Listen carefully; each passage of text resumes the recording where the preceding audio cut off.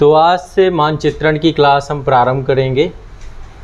पिछले सेशन में मैंने आपको एक फॉर्मेट बताया था मानचित्रण के लिए कि आपको एक फॉर्मेट अपना बनाना है, और चूँकि ब्लैंक मानचित्र यदि आ जाएगा, यदि स्टेट ओरिएंटेड रहेगा, राज्य लिखे होंगे तो बहुत समस्या नहीं आती है, लेकिन ऐसे याद नहीं कर सकते आप सबको। तो हमें मानचित्रण में मान लीजिए ब्लैंक मानचित्र आपका आता है, तो मैंने आपको एक फॉर्मेट बनाया था जो अंत में हमारा कुछ इस तरीके से निकल के आया था।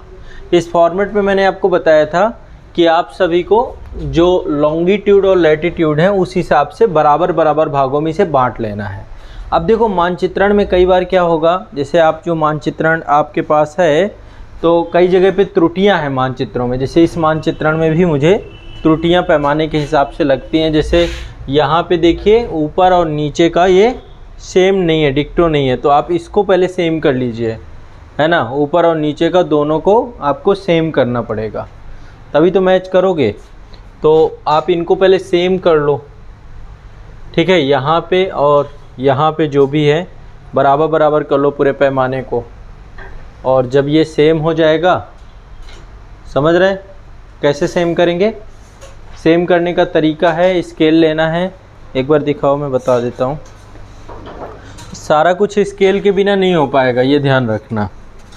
तो एक तो मैंने लाइनिंग वाला आपको बताया था कि उसमें कहाँ कहाँ पे पॉइंट और डॉट करने हैं और फिर कहाँ से किसे मैच करना। हम उस पर काम नहीं करेंगे, उस पर प्रैक्टिस नहीं करेंगे, ये आपके लिए ज़्यादा इजी रहेगा। इस फॉर्मेट पे मैं आपको करवाऊँगा, बट एक बार आपको ये फॉर्मेट बना लेना है, फिर इसके प्रिंट आउट रखने हैं, क्योंकि मानचित्रण लगातार फिर इसी फॉर्मेट पे हम करेंगे। तो देखो ये जैसे ये है ना, तो यहाँ पे देखिए, यहाँ पे 60 लिखा हुआ है, यहाँ पे 64 इधर लिखा हुआ है, तो बहुत मिसमैच है। तो आपको क्या करना है, पहले इधर से ऊपर वाले को माप कर लीजिए कि कितना पॉइंट तक ये है। थोड़ा सा टाइम लगेगा, 10 मिनट लग जाएगा, बट यह है कि सही आ जाएगा पैरामीटर। यहाँ से माप करिए और देखिए यहाँ से रख के 60 पहले डाल दीजिए, इसको खींच दीजिए। फिर इन दोनों के बीच का गैप कितना है, फिर गैप के हिसाब से डालते चले जाइए। तो ये आपको पहले रेशियो क्रिएट करने पड़ेंगे, ऐसे भी अक्षांशों के भी और देशांतरों के भी। नहीं समझे? देखो ऐसे मैं बताता हूँ, इसमें बताता हूँ। ये मेरे पास स्केल है, स्केल रख के यहाँ पे दिखाऊंगा। ये आप देख रहे हैं, उसमें है क्या, थोड़ा सा ये इरर है। और जब आप वहाँ भी बनाएंगे, क्योंकि प्रैक्टिस आप इसी पे करके जाएंगे, तो वहाँ पे भी आप गलतियाँ ना करें, इसको ध्यान में रखेंगे। क्या नहीं, वहाँ पे वैसे संभावना कम है, बट फिर भी जैसे यहाँ से आप एक बार नाप लो कि कितना डिस्टेंस है इसकी। यहाँ पे मान लो ये, यहाँ से हम डिस्टेंस नाप लेते हैं एक बार। तो एक बार डिस्टेंस नापने के बाद, अरे ये ठीक है, डिस्टेंस नापने के बाद देख लो, जैसे यहाँ पे इसमें जो डिस्टेंस आए, इसके ऊपर एक बार थोड़ा सा आप मार्क कर सकते हो। मार्क करके यहाँ नीचे की डिस्टेंस, इसको भी इक्वल कर लो, ठीक है। और इसके बाद फिर एक लाइन देखो, मैंने ऐसे खींचा है कि बहुत ज़्यादा ऐसा ना हो कि छोटे छोटे बॉक्स बन जाए। तो कई जगह पे लाइन खींचने की ज़रूरत भी नहीं है, आप एटलीस्ट लास्ट में इस पोजीशन पे आओगे तो इनको मिला लेना है सबको, ठीक है। बनाएंगे अभी, एक बार इसको सब लोग ट्राई करो बनाने का। उस दिन बना लिया था, ठीक है, वो सही है आपके हिसाब से, सही है फॉर्मेट। क्योंकि अब उसी फॉर्मेट की फ़ोटोकॉपी करा लो, बैक टू बैक उसी फॉर्मेट पे फिर हम करेंगे। तो देखो दो तरीके का मानचित्रण हो सकता है। एक तो ये वाला जिसमें आपका ये ब्लैंक है ना, पूरी तरीके से देखो ये ब्लैंक है, और या तो ये कंडीशन हो सकती है, दो में से कोई एक कंडीशन में आएगा। तो आप में से दोनों को हम इसी सेम फॉर्मेट पे करेंगे। अनुपातिक तौर पे मानचित्रण को एक बार हमने बांट लिया तो हमें कोई दिक्कत नहीं है, चाहे वो स्टेट के साथ दे या विदाउट स्टेट दे दे, ब्लैंक मानचित्र दे दे, कोई दिक्कत नहीं होगी, ठीक है। अब यदि आप लोगों ने बना रखा हो तो कोई दिक्कत नहीं है, और नहीं बना रखा हो तो फिर बनवाएं। एक बार बनवा दें, एक बार बनवा दें। बनवा दिया था मैंने। सबका कुछ ऐसा ही आया है, जैसे ये देख लीजिए, ये आपको दिख रहा है, ऐसा ही है, ठीक है। इसको और खींच सकते हैं, ये लाइन को यहाँ से मिला सकते हैं, मतलब कि मानचित्र के थ्रू, बट मैंने ये हटा रखी है, कोई दिक्कत नहीं। अब पता चल जाएगा, इतने से आइडिया लगने लग जाएगा हमें, ठीक है। अब आपको एक एक यहाँ पे एक काम करेंगे हम लोग, यहाँ पे मैं एक एक स्थान बनाता जाऊँगा, ठीक है। और पीछे वाला, उसके पीछे एक कवर मिलेगा ना आपको, कवर पेज, उसमें नंबरिंग लिखते जाइएगा। नंबर 1, जैसे यहाँ पे नंबरिंग डालूंगा मैं, वहाँ पे नंबर 1 करके स्थल का नाम डाल दीजिएगा। इस पे स्थल का नाम नहीं लिखना हमें, ठीक है, मानचित्र पे स्थल का नाम नहीं लिखना है। तो चलो स्टार्ट करते हैं। सबसे पहले है आपको जो स्थल पूछे गए हैं एग्ज़ाम में, मैं पहले प्रायोरिटी में उन्हें रखूँगा। पहला है सोहन घाटी। सोहन घाटी स्थल कहाँ पे है, और इस स्थल के बारे में आपको बता दूंगा कि ये स्थल कहाँ पे अवस्थित है। तो सोहन घाटी जो है वर्तमान में पाकिस्तान के पंजाब प्रांत में पड़ता है, पाकिस्तान में पंजाब प्रांत पे। और पंजाब प्रांत में ये निम्न पुरापाषाणकालीन साइट है, यहाँ पे औजार और साक्ष्य प्राप्त हुए हैं। तो एक एक करके स्थल के बारे में थोड़ा बहुत मैं लिखवाता भी जाऊँगा पीछे वाले में, या अलग से जो है एक आप पेज और जोड़ सकते हैं, उसमें वाइट शीट जोड़ लीजिएगा, उसमें लिख लीजिएगा, क्योंकि कुछ चीज़ें लिखवाऊँगा अभी। तो ये आपका सोहन घाटी जो जहाँ पे है, अब ये एग्जैक्ट कोशिश करिएगा जैसे मैं आपको बताऊँ। ये देखिए जम्मू कश्मीर है, जम्मू कश्मीर के पश्चिम में यहाँ पे ये वाला एक पॉइंट, यहाँ पे एक पॉइंट डालना है, डॉट। ये डॉट जो है ना आपकी स्पेसिफिक साइट का लोकेशन है, और ऊपर से आप एक गोला मार सकते हैं। जो एग्जैक्ट लोकेशन है ना, जो डॉट आपका रहेगा, और यहाँ पे आप लिख दीजिए, नंबरिंग डाल दीजिए नंबर 1, ठीक है। देखो अभी जो हम साइट कर रहे हैं ये बिल्कुल आरंभिक मानव काल की है, मतलब बिल्कुल शुरुआत से लगभग लाखों वर्ष पूर्व से लेकर के 10,000 ईसा पूर्व तक, यानी पूरा पाषाण काल। ये हम ले रहे हैं पूरा पाषाण काल के स्थल हैं आपके। पूरा आप अपने मानचित्र में ऐसे लिख सकते हैं, पूरा पाषाण काल के स्थल जो एग्जाम के दृष्टिकोण से इंपॉर्टेंट है, मैं उन्हें पहले प्राथमिकता दूंगा, ठीक है। हाँ, तो ये ध्यान रखिएगा। इसकी टाइमिंग डाल लीजिए, लाखों वर्ष पूर्व, लाखों वर्ष पूर्व से 10,000 BC ईसा पूर्व, ठीक है। ये एक तरीके से आरंभिक मानव का काल है, जिसमें मानव का जीवन कैसा था, आखेटक, शिकारी और खाद्य संग्राहक। तो एक तरीके से आरंभिक मानव, आरंभिक मानव का काल,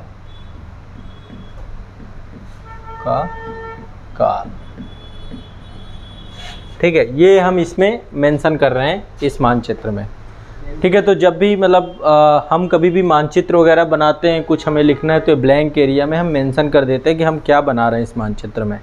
वहाँ पे नहीं करेंगे आप लोग, क्योंकि वहाँ पे तो बहुत सारी साइट होंगी, अलग अलग होंगी। हो सकता है कुछ पूरा पाषाण काल की हो, कुछ मध्य की हो, कुछ नव की हो। ये आप अपने मानचित्र पे बना रहे हैं, तो क्योंकि मैं आप सारे करवाऊंगा ना, आपको पूरा इतिहास मानचित्रण से करवाने वाला हूँ, मैं आपको पढ़ाता रहूँगा डे बाय डे, आपको एक मानचित्रण का भी सेशन आपका चलता रहेगा। तो पहली साइट है सोहन घाटी। हेडिंग कहीं पे एक पेज ले लो, व्हाइट शीट ले लो, पीछे लिख लो, पहले पीछे 1 नंबर डालो। यहाँ तो सर यहाँ सामने वाले जगह पे लिख सकते हैं ना। कहाँ पे, कहाँ पे, बैक, हाँ, बैक में, उसके जस्ट बैक में डाल लो 1 नंबर। केवल उसमें सब में नहीं लिखना है, अब एक वाइट शीट भी इसमें अटैच करना है। यहाँ पे सिर्फ इतना लिखना है, नंबर 1 सोहन घाटी, बस ये लिखना है। पीछे वाले में इतना लिख लो। अब एक वाइट शीट लिखो और उसमें डालो सोहन घाटी। सोहन घाटी के बारे में 2 बातें लिख लो। लिखो, सोहन घाटी वर्तमान में, सोहन घाटी वर्तमान में पाकिस्तान के पंजाब प्रांत में स्थित है, पाकिस्तान के पंजाब प्रांत में स्थित है। और यहाँ से निम्न पुरापाषाणकालीन औजारों के साक्ष्य प्राप्त हुए हैं। तो ये आरंभिक मानव का काल रहा है। सोहन घाटी वर्तमान के पाकिस्तान के पंजाब प्रांत में अवस्थित है, और यहाँ से निम्न पुरापाषाणकालीन, तो ये साइट कैसी है, निम्न पुरापाषाणकालीन साइट है। निम्न पुरापाषाणकालीन मानव के औजार प्राप्त हुए हैं, औजारों के साक्ष्य प्राप्त हुए हैं, ठीक है। तो दूसरा स्थल आपका ये रहा। इसके बाद नंबर 2 स्थल है आपका संघाओ केव। ये आप देखेंगे यहाँ पे इस लाइन के जस्ट अपोजिट साइड, यहाँ पे देखो एग्जैक्ट जो मैं लोकेशन बनाऊँ, थोड़ा सा सावधानी पूर्वक करिएगा। डॉट हम यहाँ पे रखेंगे, ये आपका यहाँ पे अवस्थित है 2 नंबर लोकेशन हमारी। इसको ऊपर से मैं घेर दे रहा हूँ, ये आपकी है 2 नंबर लोकेशन। 2 नंबर लोकेशन का नाम लिख लीजिए, संघाओ केव। नंबर 2 संघाओ केव।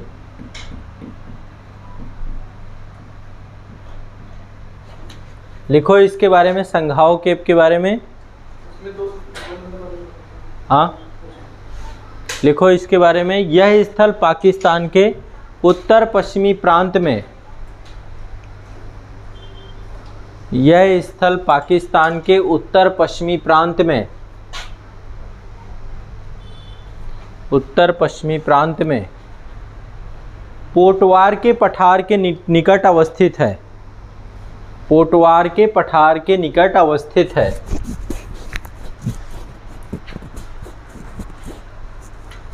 ठीक है। उच्च पुरापाषाण काल से ये संबंधित है।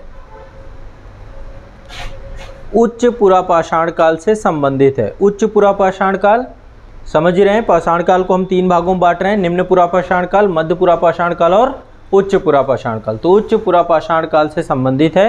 और अंतिम पॉइंट इसमें लिखिए, संघाओ केव का अर्थ है शैल या चट्टानों से निर्मित गुफा। संघाओ केव का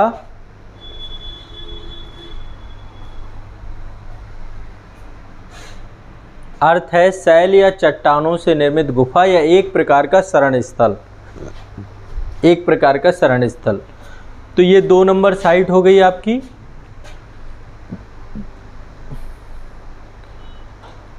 ठीक है, अगली साइट आपकी जो है ये श्रीनगर के पास से है, जम्मू कश्मीर में, 3 नंबर साइट।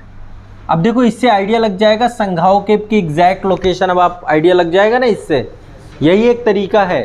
ठीक है, कि हमें एग्जैक्ट लोकेशन के बारे में जानकारी मिल पाए। ठीक है, नेक्स्ट है आपका यहाँ पे ये वाली लाइन है, इसके जस्ट बगल पे यहाँ पे आपको डॉट डालना है, यहाँ पे लिखना है 3 नंबर। 3 नंबर, 3 नंबर साइट का नाम लिखिए। 3 नंबर का साइट है समथन।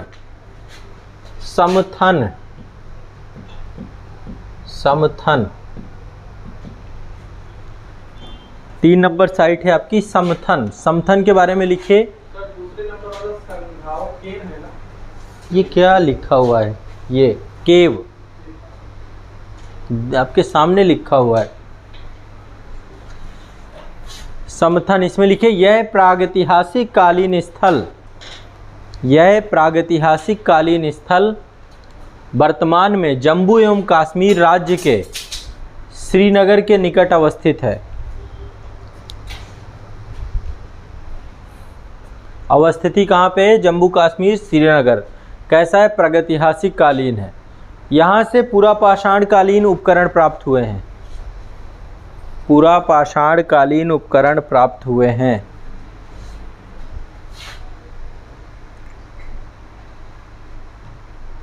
इसी के जस्ट ऊपर है हमारी 4थी नंबर साइट, जस्ट ऊपर यहाँ पे।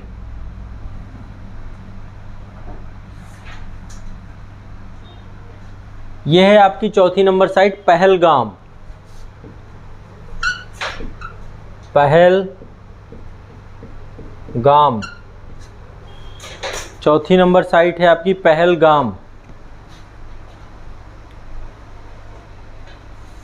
पहलगाम के बारे में लिखिए, यह जम्मू कश्मीर के अनंतनाग जिले से है। तो ऐसे लिख लो, अनंतनाग जिला, जम्मू कश्मीर। अनंतनाग जिला, जम्मू कश्मीर।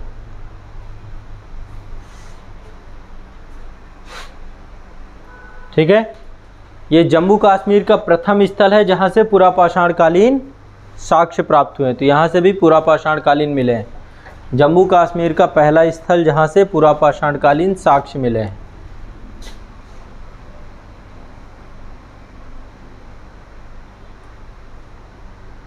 ठीक है,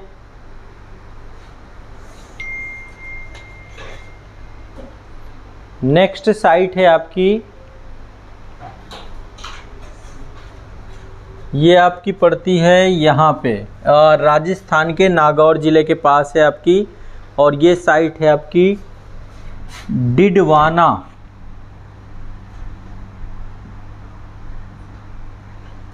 पाँच नंबर साइट डिडवाना।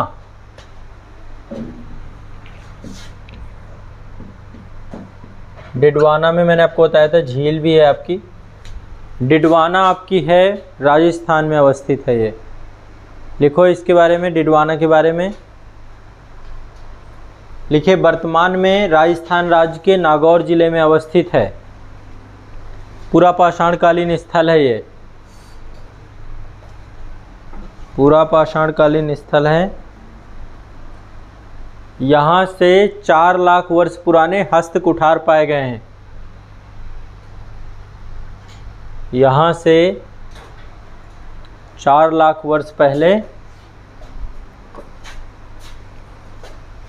हस्त कुठार पाए गए हैं। अगली साइट है आपकी गुजरात से। गुजरात में एक जगह है जिसका नाम है रतनपुरा। तो ये आपकी 6 नंबर साइट है। अब देखो आप चाहो तो इसको भी आगे बढ़ा सकते हो। ये वाली जो है आपकी एक लाइन है ना, ये वाली लाइन, इस लाइन को भी आगे बढ़ा लेते हैं। ये वाली भी बढ़ा सकते हो। इससे क्या होगा, गुजरात भी 2 भागों में बढ़ जाएगा। तो रतनपुरा आपका यहाँ पड़ता है, इसके जस्ट ऊपर यहाँ पे ये साइट 6 नंबर साइट। ठीक है, 6 नंबर लिख लो, रतनपुरा। रतनपुरा, रतनपुरा लिखो इसके बारे में। गुजरात के पाटन ज़िले के समीप है। गुजरात के पाटन ज़िले के समीप पूरा पाषाणकालीन स्थल है। ये पूरा पाषाणकालीन स्थल। खुदाई से मानव आवास के साक्ष्य मिले हैं। खुदाई से मानव आवास के साक्ष्य मिले हैं।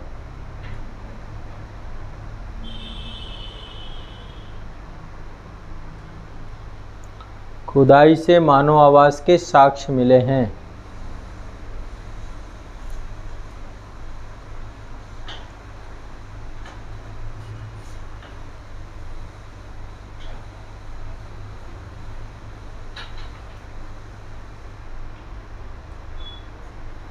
ठीक है, अगली साइट आपकी यहाँ पे है, राजस्थान में है।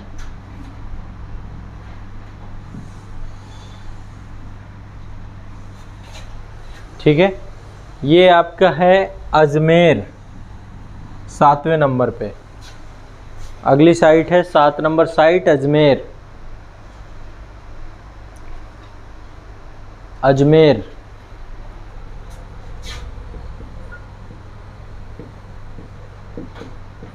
लिख लो इसके बारे में।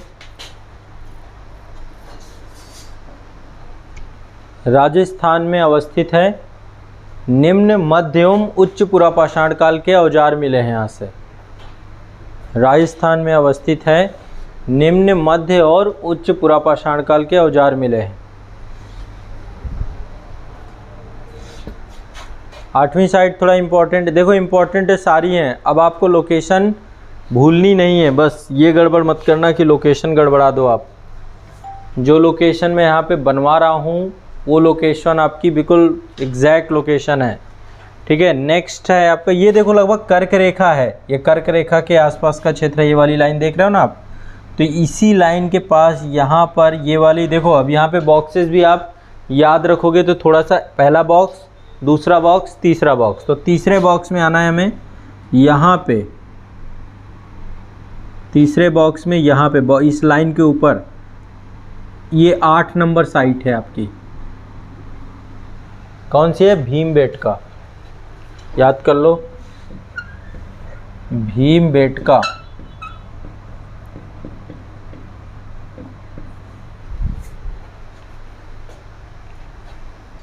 इससे समझ में आ रहा है ना, याद हो जाएंगी चीज़ें आपको।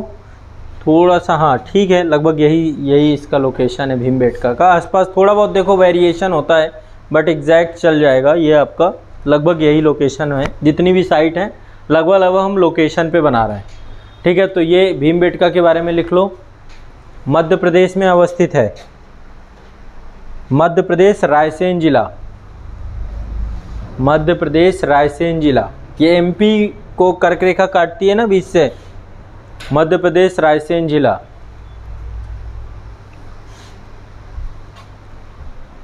विंध्यन पर्वतीय क्षेत्र में नर्मदा नदी के किनारे अवस्थित है। विंध्यन पर्वतीय क्षेत्र में नर्मदा नदी के किनारे अवस्थित है। यहाँ से उच्च पुरापाषाणकालीन अवस्था के, यहाँ से उच्च पुरापाषाणकालीन अवस्था के मानव के उपयोग के लायक चित्रित गुफाएं और शैलाश्रय मिले हैं। मानव के उपयोग के लायक चित्रित गुफाएं एवं शैलाश्रय मिले हैं। पॉइंटेड करते जा रहे हो ना।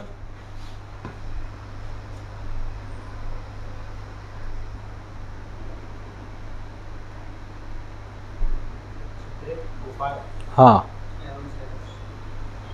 शैलाश्रय और चित्रित गुफाएं मिले हैं। नेक्स्ट चलते हैं, यहाँ पे जस्ट ऊपर, यहाँ पे एक जगह सागर, 9 नंबर है सागर। रुक जाओ 2 मिनट, हल्का सा ऊपर और कर लेते हैं इसको।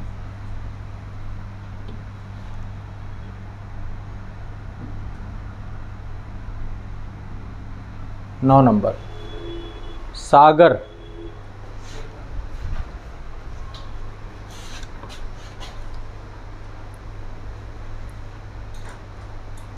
सागर लिखो इसमें। ये मध्य प्रदेश का एक ज़िला है। यहाँ से पुरापाषाणकालीन के अनेक साक्ष्य मिले हैं। यहाँ से पुरापाषाणकालीन के अनेक साक्ष्य मिले हैं।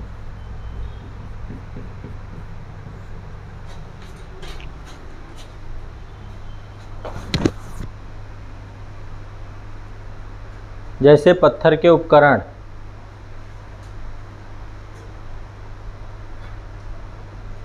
जैसे पत्थर के उपकरण,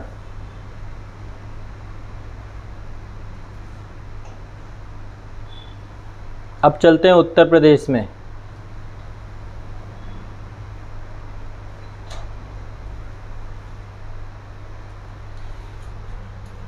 यहाँ पे आपका यूपी है, ये वाला हिस्सा।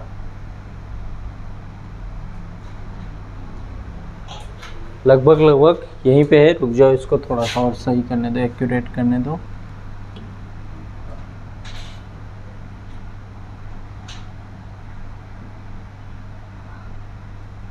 दस नंबर कालपी,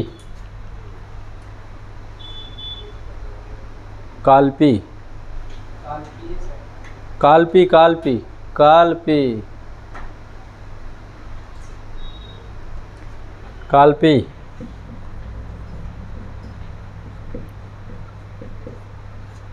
कहाँ स्थित है ये?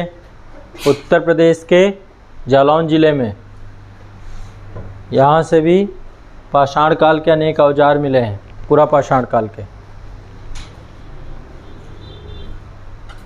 पूरा पाषाण कालीन के और अनेक औजार मिले हैं। काल जालौन जिला, यूपी जालौन जिला।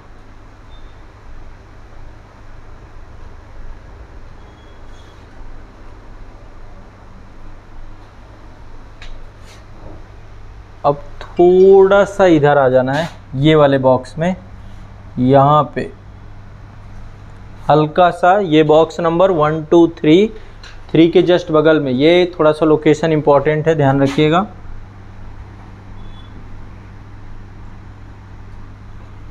ग्यारह नंबर जो मैं पॉइंट लगा रहा हूँ वो है आपकी एग्जैक्ट लोकेशन, ये ध्यान रखना है। ये रुक जाओ थोड़ा सा इसको, इसलिए आप लोग पेंसिल से ही करना आप लोग, क्योंकि मेरे पास तो पेंसिल में रबड़ है मेरे पास, आपके पेन में नहीं रहेगी। हल्का सा और इधर कर लेते हैं। ये 11 नंबर, ये भी इम्पोर्टेंट है, पूछा गया कई बार। बेलन घाटी, कहाँ पड़ता है बेलन घाटी? काल का। अब देखो इससे लोकेशन आइडिया लग रही है। यदि एक बार हम इसको 2 बार 3 बार प्रैक्टिस कर लें तो लोकेशन तो इजीली हम फिर फाइंड आउट कर लेंगे ना। यदि वहाँ पे पूछेगा कैसे भी करके तो फिर आप कर सकते हो, है ना। तो एक बार मतलब लोकेशन के लिए यही एक बेस्ट पाथ है जिसके थ्रू हम जो है याद कर सकते हैं। इसको लिख लो, उत्तर प्रदेश के प्रयागराज ज़िले में, प्रयागराज और मिर्ज़ापुर ज़िले के बॉर्डर वाले क्षेत्र में पड़ा, दोनों में मिला के बेलन नदी के किनारे बेलन घाटी क्षेत्र है। उत्तर प्रदेश के प्रयागराज एवं मिर्ज़ापुर ज़िले में स्थित है।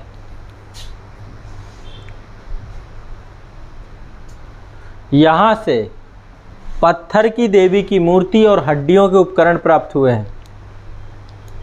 यहाँ से पत्थर की देवी की मूर्ति और हड्डियों के उपकरण प्राप्त हुए हैं।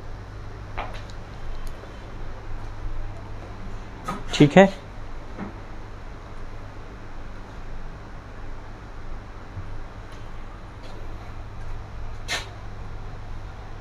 नेक्स्ट अगला स्थल आपका आते हैं महाराष्ट्र में अवस्थित है।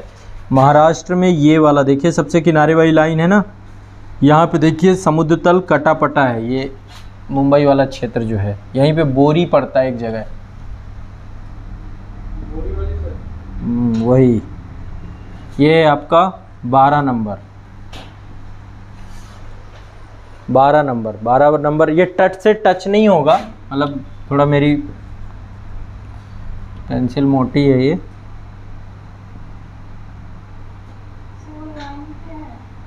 लाइन पे नहीं है, ये जो डॉट लगा रहा हूँ मैं, ये समझना है। डॉट जो मैं लगाऊँ ना, जहाँ पे डॉट लोकेशन है, ये डॉट लाइन का, हाँ लाइन का ही आगे वाला रूप है। और यहाँ पे ये 12 नंबर लिखिए इसमें बोरी के बारे में। यह स्थल महाराष्ट्र राज्य के मुंबई महानगर के निकट पुणे जिले पे स्थित है। यह स्थल महाराष्ट्र राज्य के मुंबई महानगर के स्थित पुणे राज्य में पुणे जिले में अवस्थित है। यहाँ मानव अस्तित्व के प्रारंभिक साक्ष्य मिले हैं। यहाँ मानव अस्तित्व के प्रारंभिक साक्ष्य मिले हैं।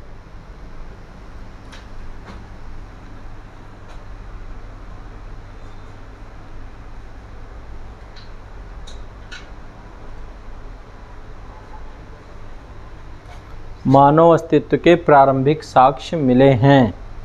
अब नेक्स्ट स्थल है आपका यहाँ पे, ये जो लाइन है ना, इसके जस्ट बगल पे आ जाना है। यहाँ पे ये है आपका 13 नंबर।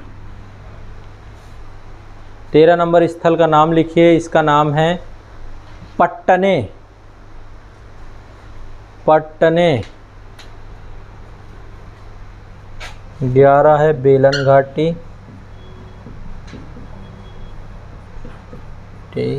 12 है आपका बोरी,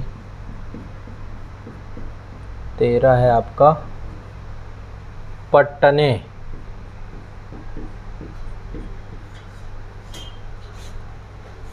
तेरह है आपका पट्टने। पट्टने के बारे में लिखिए। यह महाराष्ट्र के कोल्हापुर जिले में स्थित एक गांव है। यह महाराष्ट्र के कोल्हापुर जिले में स्थित एक गांव है। यह महाराष्ट्र के कोल्हापुर जिले में स्थित एक गांव है जो एक पूरा पाषाणकालीन स्थल है। जो एक पूरा पाषाणकालीन स्थल है। यहाँ से पूरा पाषाणकालीन कला के नमूने प्राप्त हुए हैं। यहाँ से पूरा पाषाणकालीन कला के नमूने प्राप्त हुए हैं। यहाँ से शुतुरमुर्ग के अंडे पर बने रेखा चित्र प्राप्त हुए हैं। यहाँ से शुतुरमुर्ग के अंडे पर बने रेखा चित्र प्राप्त हुए हैं।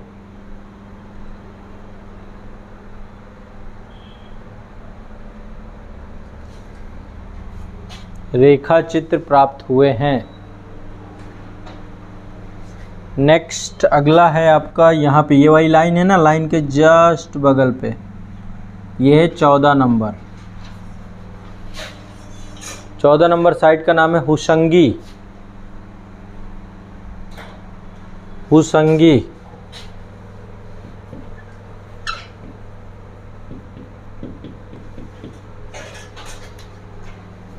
लिखिए, यह कर्नाटक के यादगीर जिले में स्थित है।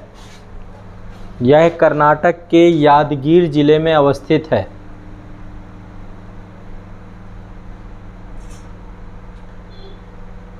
पूरा पाषाणकालीन स्थित है। यहाँ से कई औजार तथा औजारों का कारखाना पाया गया है। यहाँ से कई औजार तथा औजारों के कारखाने पाए गए हैं।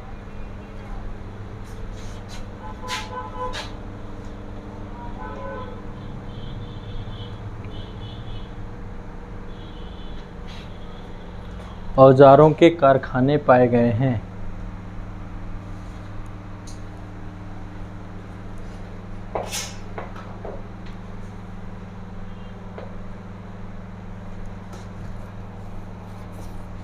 नेक्स्ट है आपका यहाँ पे ये वाला ट्रायंगल वाला एरिया है 15 नंबर। लास्ट है आज का ये, फिर इसके बाद करेंगे। इसको है, लिखिए बेटम चरला। बेटम चरला 15 नंबर है आपका। बेटम चरला एक स्थल है। बेटम चरला आपका आंध्र प्रदेश के कुर्नूलू जिले में अवस्थित है। ये पूरा आंध्रा पड़ता है ना आपका मानचित्र में। आंध्र प्रदेश के कुर्नूलू जिले में अवस्थित है। यहाँ से केटवराम चित्रित शिलाएं, यहाँ से केटवराम चित्रित शिलाएं जो पूरा पाषाणकालीन स्थल से, जो पूरा पाषाणकालीन स्थल की हैं। केटवराम चित्रित शिलाएं जो पूरा पाषाणकालीन स्थल की हैं। ठीक है, तो ये आपका जो है 15 साइट आपकी हो गई। अभी ऐसे करके बहुत सारी साइटें आप पढ़ोगे। एक मानचित्र पे हम लगभग ऐसे ही देखेंगे 15-20 मैक्सिमम। ठीक है, तो आज के लिए पहला ये आपका, इससे आइडिया लग रहा है। मैं बेलन घाटी आपको बोलूं तो आंख मींच के रख सकते हो? हाँ, नहीं रख पाओगे? आइडिया लग सकता है आपको, अब नहीं लगेगा। इजी है। जैसे पहला नंबर सोहन घाटी, पता है कहाँ पे है ना? संघाव केव हो गया। तीसरे नंबर पे आपका समथन हो गया। चौथे नंबर पे पहलगांव हो गया। पाँचवें नंबर पे डिडवाना हो गया। अब ये आपको थोड़ा सा जब प्रैक्टिस करोगे ना 2-3 बार, फिर आपको लगेगा कि हाँ ये आपको लोकेशंस याद हो रही हैं। प्रैक्टिस का काम है। हाँ, अरे फोटो अच्छा अच्छा, ठीक है, पूरा है। ले लो भाई, आपको फ़ोटो लेना है, स्क्रीनशॉट लेना, कुछ भी लेना आप ले लो।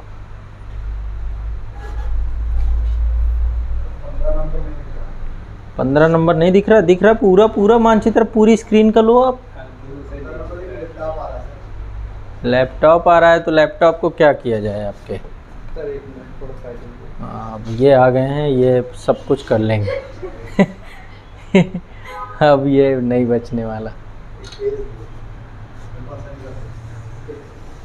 ठीक है, चलो ये हो गया। अब ये मानचित्रण आपका एक दिशा में हमारे, आगे हम इसको बढ़ाते जाएंगे। चलिए।